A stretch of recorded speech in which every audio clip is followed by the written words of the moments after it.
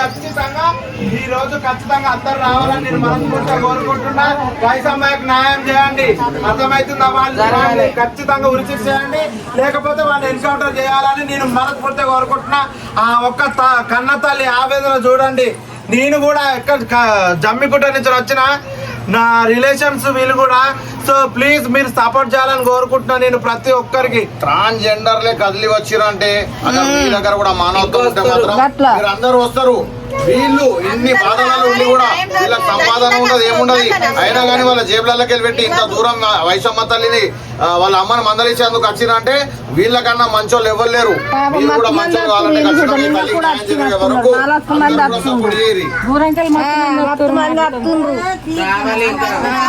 అందరు రావాలి. వైసమ్మకు ఖచ్చితంగా న్యాయం జరగాలి. అందరు రావాలి. ప్రతి ఒక్కరు ప్రపంచంలో ఉన్న ఆడపిల్లలకి అందరికీ న్యాయం జరిగినట్టే.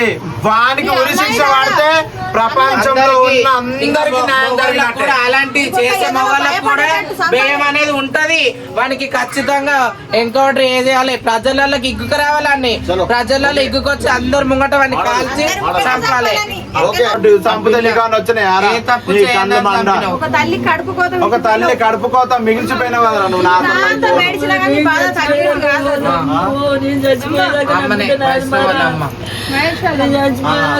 పక్కనే పెట్టేటట్టు ఖచ్చితంగా నువ్వు చూడాలని నేను కోరుకుంటున్నా, మనస్ఫూర్తిగా కోరుకుంటున్నా. తల్లి నువ్వు ఎక్కడున్నా కానీ మంచిగా స్వర్గలోకానికి వెళ్ళాలని నేను మనస్ఫూర్తిగా కోరుకుంటున్నా.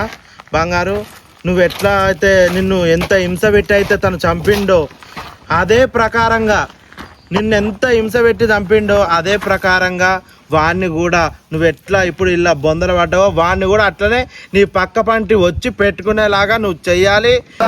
నిజంగా చెప్తున్నా నేను. ఈ బ్యాగ్ అయినా పెద్ద పెద్దలు అత్తురు అని చెప్పేసి కుర్చీని తెప్పిస్తున్నాం, అది తెప్పిస్తున్నాం, ఇది తెప్పిస్తున్నాం. నాకు న్యాయం కోసం ఇంకా పైసలు ఖర్చు పెడుతున్నాం మేము. సార్ మా ఇంట్లో పిల్లలని సార్ మేము బాధలు తట్టుకోలేక పిక్చర్ మీద తిరుగుతున్నాం.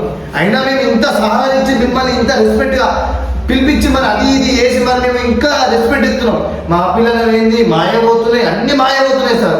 కానీ మాకు ఇంకా న్యాయం జరుగుతుంది సార్. మేము ఎందుకు పెడుతున్నాం, అంత రెస్పెక్ట్ ఎందుకు ఇస్తున్నాం, ఇంత స్లోగా ఎందుకున్నాం అంటే ఒక్కసారి ఆలోచించారు. అన్ని మాయలు ఆశయం కానీ మేము ఇంకా గవర్నమెంట్ నమ్మకం మీద మేము సైలెంట్గా ఉన్నాం. కానీ ఇంకా గవర్నమెంట్ మాకు న్యాయం చేస్తలేదు. అంటే మాకు కావాల్సిన న్యాయం. జస్టిస్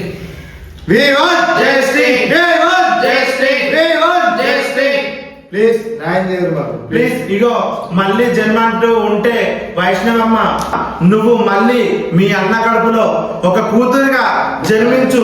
ఆ పరమశివుడు నిజంగా ఉంటే ఖచ్చితంగా మీ అన్న కడుపులో మళ్ళీ వైష్ణమ్మగా మళ్ళా మీ అన్న కడుపులో పుట్టాలని ఆ పరమేశ్వరుని నేను వేడుకుంటున్నా. హర హర మహాదేవ శంభో శంకర. చిట్టి తల్లి ఇది నా చిట్టి తల్లి చూసినా చూడకుండా నేను కోరుకునేది ఒకటే. ఇప్పుడు నాకు 2 బిడ్డలు ఉన్నారు. నాకు మళ్ళీ బిడ్డనే పుట్టాలని కోరుకుంటున్నా. ఎందుకంటే నా చెల్లె నా చేతులు ఉంటే నాకు అన్నీ ఉన్నట్టే. ఇది మాత్రం నిజాయితీగా చెప్తున్నా. కానీ జనాలు మాత్రం కొంచెం మారండి అన్న. ఈ ఫేక్ న్యూస్ అంతా బంద్ చేయాలి. మీ కాళ్ళు ముక్తా, మీ దండం పెడతా. అరే కళ్ళలో నీళ్ళు రాకపోతే కూడా బాధనే అంటుర్రు. అరే మీరు అరే ఇట్లా ఇంతమందికి ఇది ఇస్తుర్రు, మీరు వీడియోలు పోస్ట్ చేస్తుర్రు అంటే మేము ఎంత నరకం చూస్తున్నాము, మేము ఎంత డేంజర్ పరిస్థితులలో ఉన్నాము.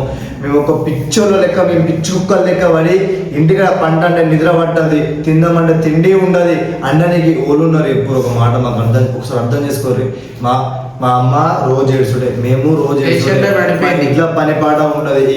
మేము పిచ్చోళ్ళమైన మా ఇల్లు వదిలిపోయి మా ఇల్లు పోయింది, మా పరువులు పోయినాయి, ఇంటికి పెద్ద దిక్కే పోయింది. మా ఇంట్లో ఒక పెద్ద లాంటి బంగారు తల్లి పోయింది. మాకు సంపాదించేది అయినా సరే ఏదైనా సరే నా చెల్లెనే. ఇప్పుడు నడిగి రోడ్డు అంటే ఒక రోడ్డు మీద మా సామాన్ పెట్టడం చూసిరు ప్రతి ఒక్క వీడియోలల్లా. రోడ్డు మీద పెట్టుకున్నాం సామాన్ అంతా.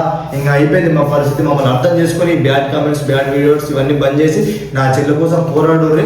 కావాలంటే మీకు ఏమైనా నమ్మకం కలగకపోతే మీరు మా ఊరికి రండి. అందరూ క్లారిటీగా తెలుసుకొని మాట్లాడుర్రి, అర్థం చేసుకోరు.